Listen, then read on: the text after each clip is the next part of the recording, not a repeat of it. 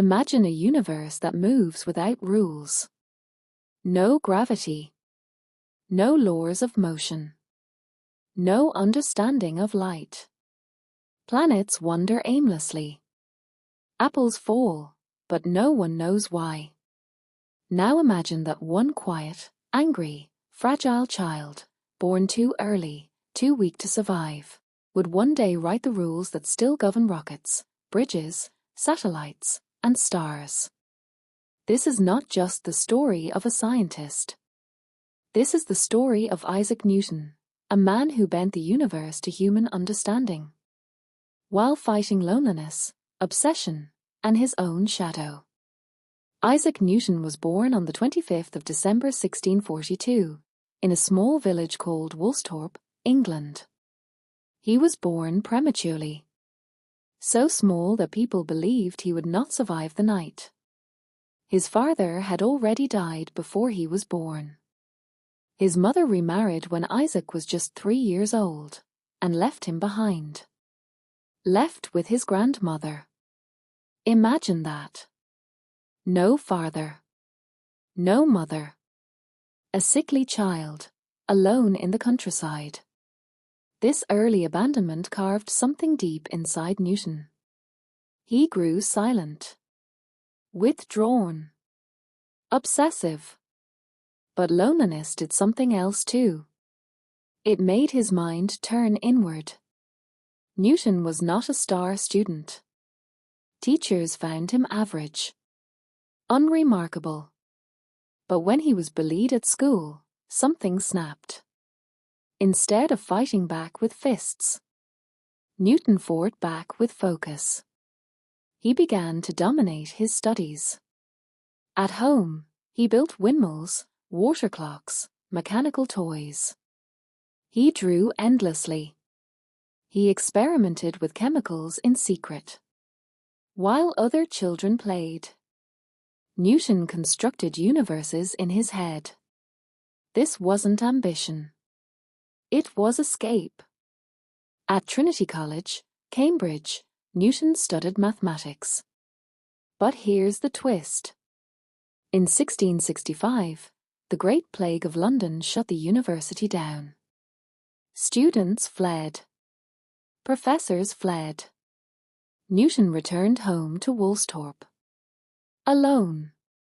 No teachers. No labs. No guidance. Just silence. And in that silence, the greatest intellectual explosion in human history occurred. These 2 years are called Annus Mirabilis, the miracle years. During this time, Newton invented calculus, a new mathematics to describe change. It discovered the laws of motion, a formulated universal gravitation, or uncovered the true nature of light. All before the age of 25. Let that sink in. Yes, an apple did fall. But not on his head. Newton watched an apple fall and asked a dangerous question. Why does it fall straight down? Why not sideways? Why not upward? Then he looked at the moon. What if the same force pulling the apple was also holding the moon in orbit? Boom! Gravity was no longer local.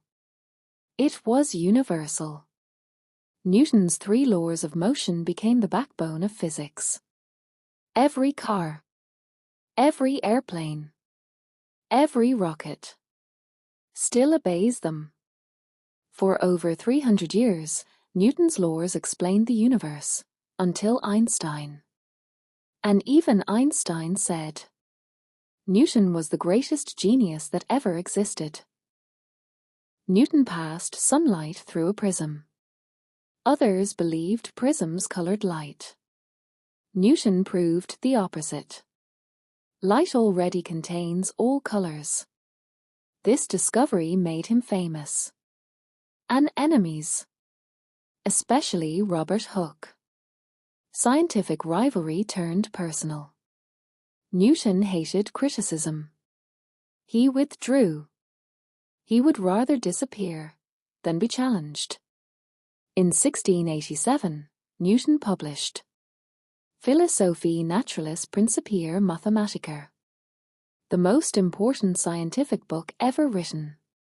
It explained planetary motion or gravity or mechanics are the architecture of the cosmos.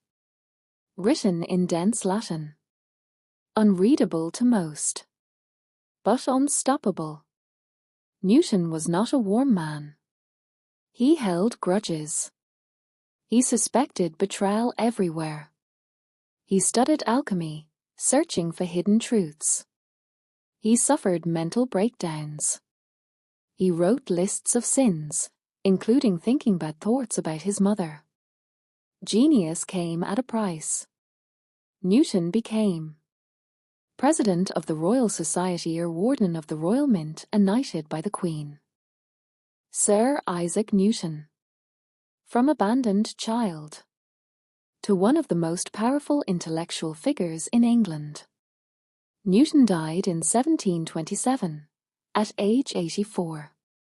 He was buried in Westminster Abbey, an honour reserved for kings. On his tomb, let mortals rejoice that there has existed such an ornament to the human race. Newton once said, "If I have seen further, it is by standing on the shoulders of giants." But the truth? 4 centuries. Everyone else stood on his. A lonely boy. A silent mind. Who taught humanity how the universe moves.